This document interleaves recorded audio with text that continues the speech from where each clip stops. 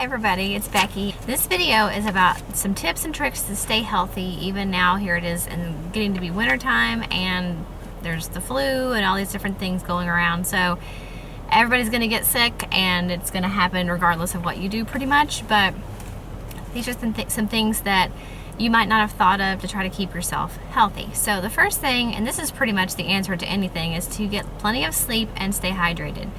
If you want to lose weight, they always say stay hydrated and get plenty of sleep. If you want to stay healthy, they always say get hydrated, be hydrated and get plenty of sleep. So it's kind of the same thing. The more water you drink, the better your body will function. The more sleep you get, the better your body can, the better your immune system and the better your body can resist things it comes in contact with. So that's the first thing, just off the top. One of the main things that I think is to clean your phone. I don't think a lot of people think about that, but think about how much stuff your phone comes in contact with. Some people, you can hold their phones while they're on the toilet. Some people lay their phones all over the tables and the floor and on the countertops at restaurants. You hand your phone to somebody for them to scan a coupon or look at a website, they hand it back. It's dirty. So I would use just a Clorox wipe, which is what I do, and just wipe, the fronts and the sides every once in a while. Even once a week is better than nothing, to try to get some of that extra germs off of there. And plus you're holding it right next to your face, which is the prime place for you to get an infection through your eyes, your nose. So cleaning your phone, I think, is a good tip. And then to make sure that you are changing your toothbrushes often, especially after you have a cold, but just in general, make sure that you're changing your toothbrush, quite often. One thing that we do, and actually works out since I'm in the car, we keep a canister of wet ones in the back seat there's a cup holder back there. And so whenever I put the girls in the car, if they've been in contact with something gross or whatever, I just instantly will pull it out and give them a wipe to wipe their hands. That's not a substitute for washing their hands, but it will get us until we can get home and wash their hands. Also keep these, and I showed this in my purse, what's in my purse video. The wet ones, like the single wipes, they're usually around $3 for 24, I think. And I use these, even though now I have a 10-year-old and a 4-year-old, they're not babies, but we are going to use these for the long haul, because even for me, we wipe our hands if we are going out to eat, or again, if we're not in the car and something gross has happened, we use these.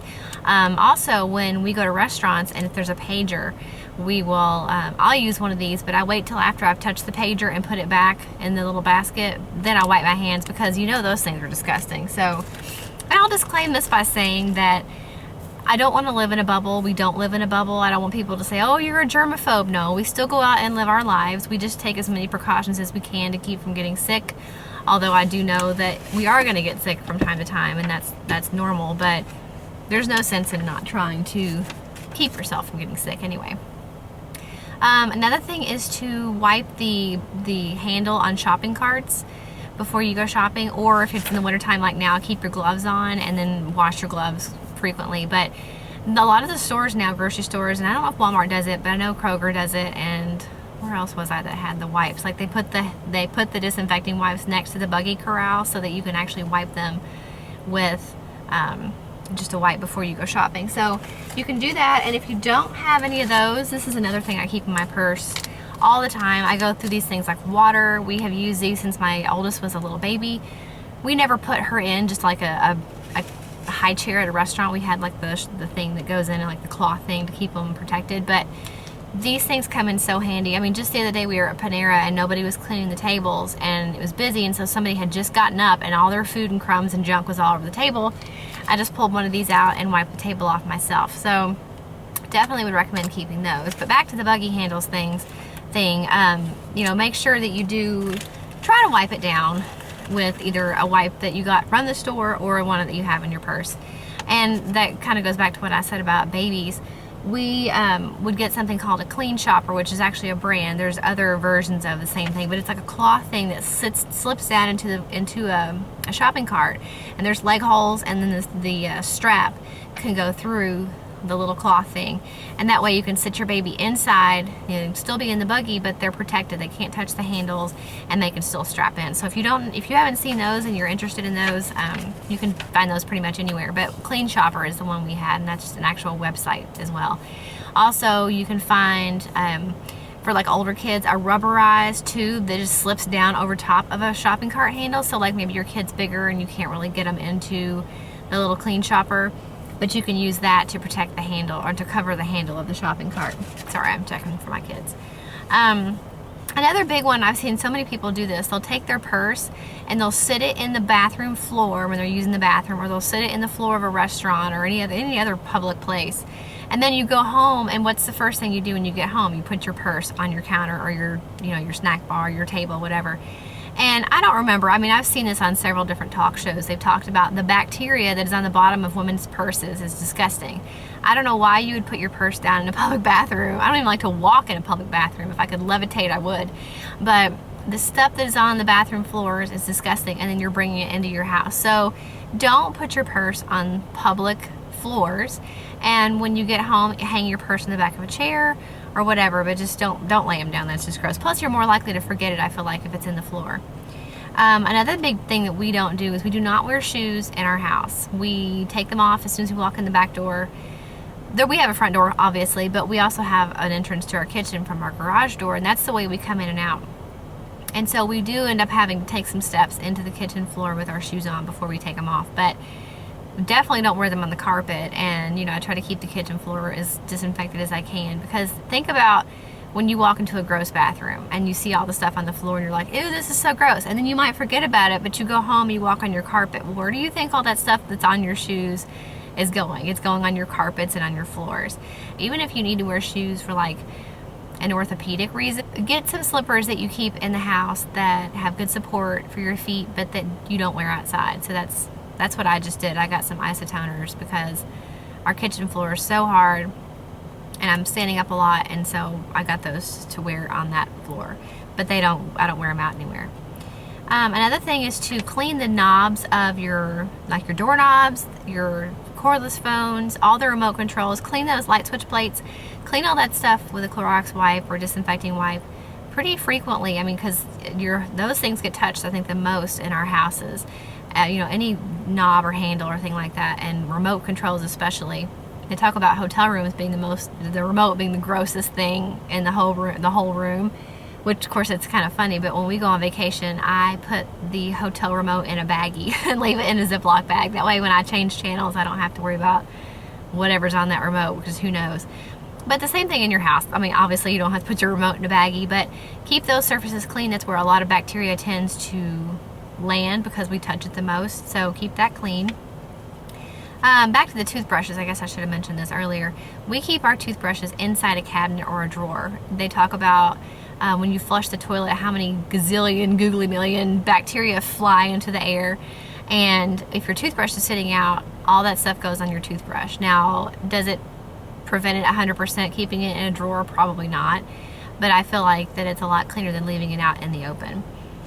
One thing too, if you happen to have any kind of a retainer, which I have a permanent retainer, but I also have a retainer that I have to sleep with at night, and so keep that clean just every day. I brush it with toothpaste and a toothbrush before I put it in my mouth. But then if you've been sick, I actually have denture cleaner. That's how you're supposed to clean the removable retainer. I brush it every night before I put it in my mouth, and once a week I will use a denture cleaner to clean it. But especially if you've been sick, don't forget to clean that really well. When you replace your toothbrush, go ahead and make sure you take some extra time to clean that.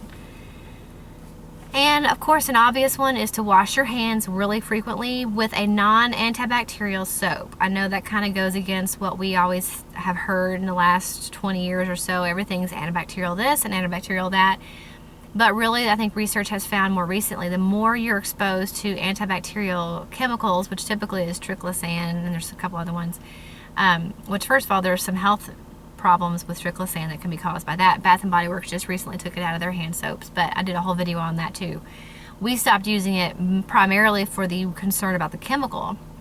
But on a side note, the more antibacterial products you use, the more resistance your body will build up to antibiotics and antibacterial things and things like that, so that when you do get sick, there's less, the treatment for you is less effective because your body has built up an immunity to those things.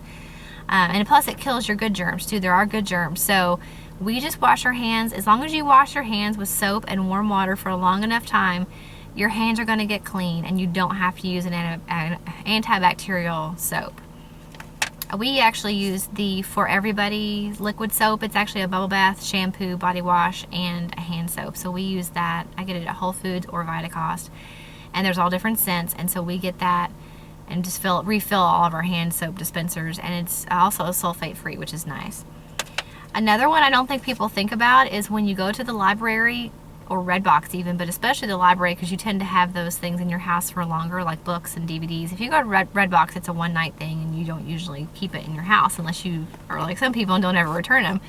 But if you go to the library and you take a Clorox wipe, and we wipe down all the books before the kids touch them. I mean, it's disgusting. You would not believe how gross the Clorox wipe is when I have wiped down a library book or a DVD. I mean, they are black with all the fingerprints and germs and who knows what else is on those things. So it doesn't get rid of 100% of the germs, but it definitely will cut down on a lot of it. And especially because my older daughter will read them at night in bed. I'm like, ew, she's in her bed with these books that are gross and everybody's touched them and nobody's ever cleaned them. So that's the first thing I do when library books come into the house. They get Clorox wiped and I let them dry, and then she can look at them then.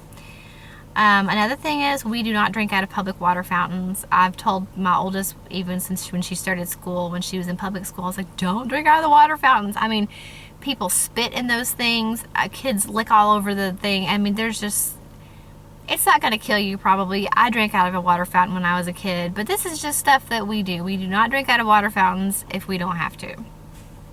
And make sure that you clean your steering wheel often. Think about how many germs and bacteria are on your steering wheel. And you're driving, you're eating while you're driving, all this different stuff, and you're touching it, and then you're touching your food. So just, every once in a while, keep a Clorox wipe. Even if you keep a canister of Clorox wipes in your car, or use a wet one just to wipe down the steering wheel to try to cut down on some of that bacteria. And then another thing I do is right here in my driver's side pocket or door, I keep some hand sanitizer. And if I'm anywhere, like when I go to the bank and I touch the little tube that comes out of the drive-through window, or if I go to the pharmacy especially, that's another thing, when we go to the pharmacy, I use my own pen to sign the receipt through the drive-through, because everybody's sick and they're sick, they're at the pharmacy and they're touching the pen, and then you're using the same pen. So I use my own pen at the pharmacy, and then I'll use hand sanitizer when I go to any kind of a drive-through like that. And then the last tip is to Clorox wipe your debit and credit cards. Anything that you hand to somebody to pay, they're touching everything. They're touching everybody else's cards. They're touching the cash register. They're touching your card. They're handing it back to you. So try to keep your, just every once in a while when you're going through your purse or your wallet, wipe down all your credit cards, and even your little membership cards that are on your keys or in your purse, the little, your Kroger Plus card and your Dick's Sporting Goods card and your Walmart, whatever. All those little membership club cards, wipe those down too at the same time, because those things get touched by a lot of people and you don't really ever think to wash them, but they do harbor a lot of bacteria and germs. So I hope this was interesting and these were some different tips for you. I've never seen some of these tips ever by anybody on YouTube or in articles or anything. I've never really seen some of these things, like especially the credit card thing. And I really haven't ever seen any other mothers wiping their kids' hands with a wet wipe. I don't know why. Maybe I'm just crazy. I don't think I'm a germaphobe. My kids don't live in bubbles and we don't have hazmat suits that they wear to school or co-op. But, we do try to take every precaution that we can. And I mean, things are out there that are very gross, and it's not going to be necessarily the end of the world if they catch those things. But, you try to keep your kids healthy and yourself healthy as much as you can. And the things that are out there now are a lot worse, some of them, than the things that were out there when I was a kid. I know when my oldest first started kindergarten in public school and the swine flu had just come out and I was pregnant and the teachers were wearing masks and it was so scary and I was like, oh, this is horrible. But things worked out okay. She never got the swine flu, thank goodness, and they've got a vaccine for that now. But still, I mean, it's nice to take precautions when you can, and it's not fun being sick. So if you can avoid it, why not? So I hope these tips were useful to you guys, and I will see you in the next video. Bye.